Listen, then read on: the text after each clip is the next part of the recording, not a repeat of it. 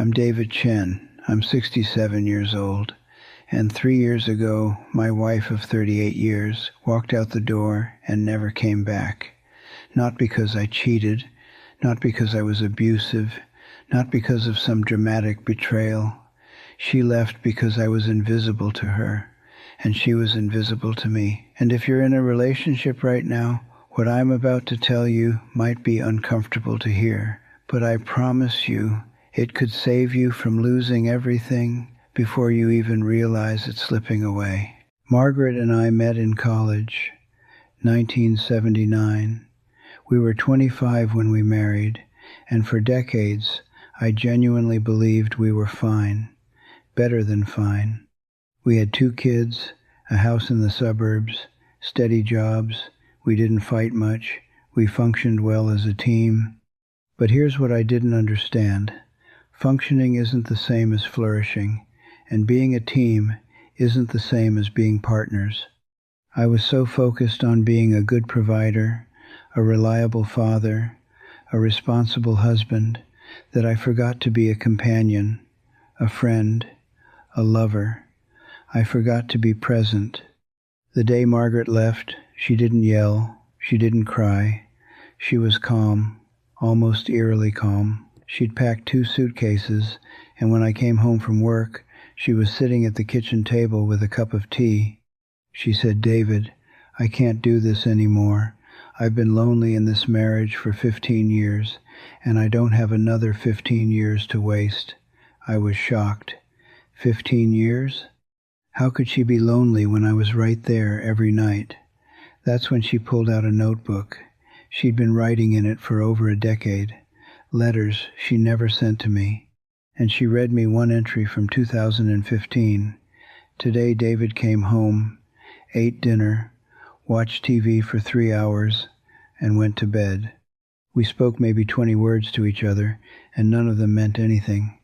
I told him about my mother's health scare, and he said, "Uh-huh," without looking up from his phone. I feel like I'm living with a ghost. Or maybe I'm the ghost. See, I thought I was doing everything right. I went to work. I paid the bills. I showed up to parent-teacher conferences. I mowed the lawn. I fixed things around the house. But Margaret didn't need a maintenance man. She needed a husband. She'd ask me questions about my day, and I'd give one-word answers. Fine, busy, tired. She'd suggest we go for walks after dinner like we used to. I'd say I needed to catch up on emails. She'd want to talk about a book she was reading, some idea that excited her. I'd half listen while scrolling through my phone. Every Friday night she'd ask if I wanted to try a new restaurant, take a weekend trip, go to a concert. And every Friday night I'd say, maybe next month, or let's just stay in. I'm exhausted. Next month never came. There was this cooking class. Margaret saw it advertised at the community center. Thai cuisine. She'd always wanted to learn. She asked me 3 separate times if I'd take it with her. The first time, I said I didn't like spicy food. The second time, I said I was too busy. The third time, I said, "Why do we need a class? We can just cook at home." She stopped asking. She went alone. And when she'd come home excited, wanting to tell me what she learned, I'd be asleep on the couch or the garden. Margaret spent years building this beautiful garden in our backyard. She'd be out there for hours, and she'd call me to come see a flower blooming or a bird's nest she'd found. And you know what I'd do? I'd glance out the window and say, "Looks great, honey," without even stepping outside. I was 20 feet away and might as well have been on another continent. After Margaret left, I did something I should have done years earlier. I started actually listening. I read through that notebook, every entry, and I saw a pattern I'd been blind to for over a decade. 2009. David forgot my birthday. Again. 2011. I told him I was thinking about going back to school. He said okay, and changed the subject. 2013. I suggested marriage counseling. He said we didn't need it because we don't fight. 2016. I realized today that my husband knows everything about his fantasy football team and nothing about what I'm afraid of or what I dream about. 2018. I don't think he even sees me anymore. I'm just part of the furniture. She was screaming for connection, and I was deaf to it. Because I thought as long as we weren't fighting, as long as the bills were paid, as long as we were polite to each other, we were fine. Here's what nobody tells you about long-term relationships.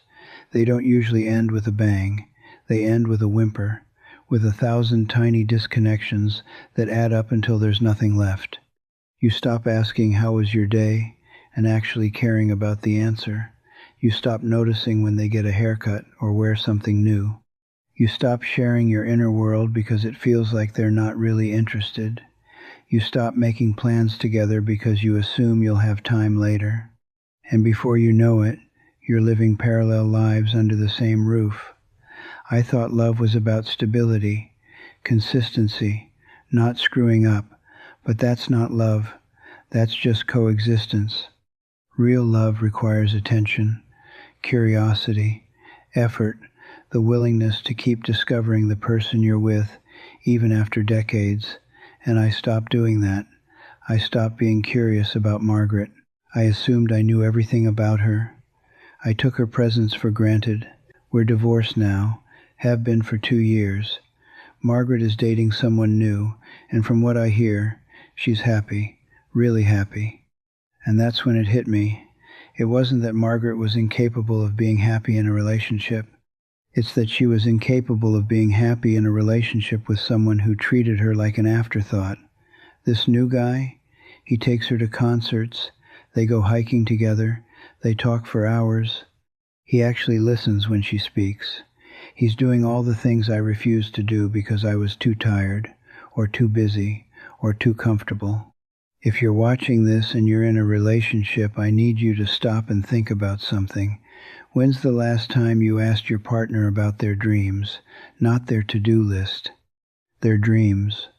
When's the last time you put your phone down and gave them your full attention? When's the last time you said yes to something they suggested, even though it wasn't your first choice?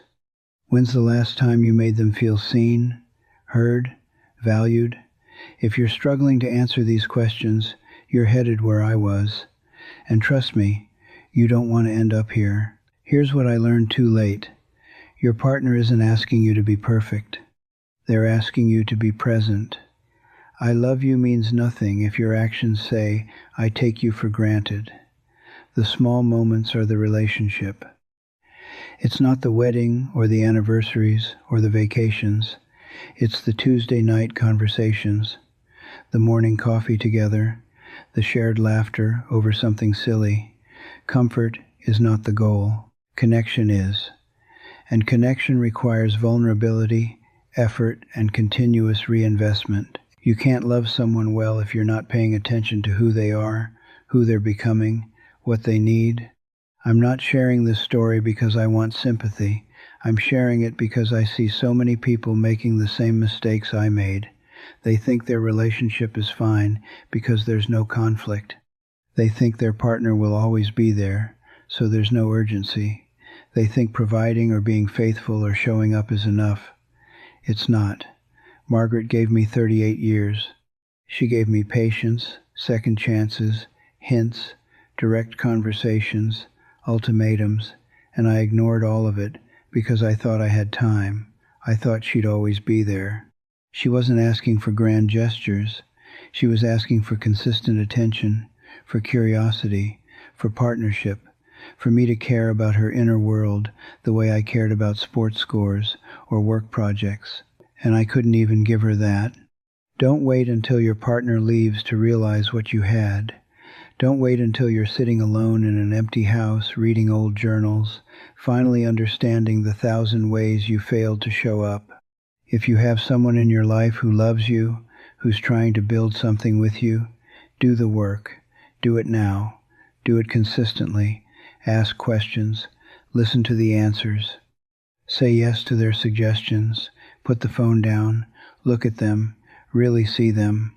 Because I promise you, One day you'll wake up and they'll either be gone or you'll have drifted so far apart that you're just strangers sharing space. And you'll wish you had done things differently when you still had the chance. I'm David Chen, and I lost the love of my life because I thought showing up was the same as being present. Don't make my mistake. This channel shares real stories from real people about the lessons we learned too late. If this resonated with you, subscribe and hit the notification bell. Leave a comment about something you're going to do differently after watching this. And if you have a story to share, check the link in the description. Your story might be exactly what someone else needs to hear.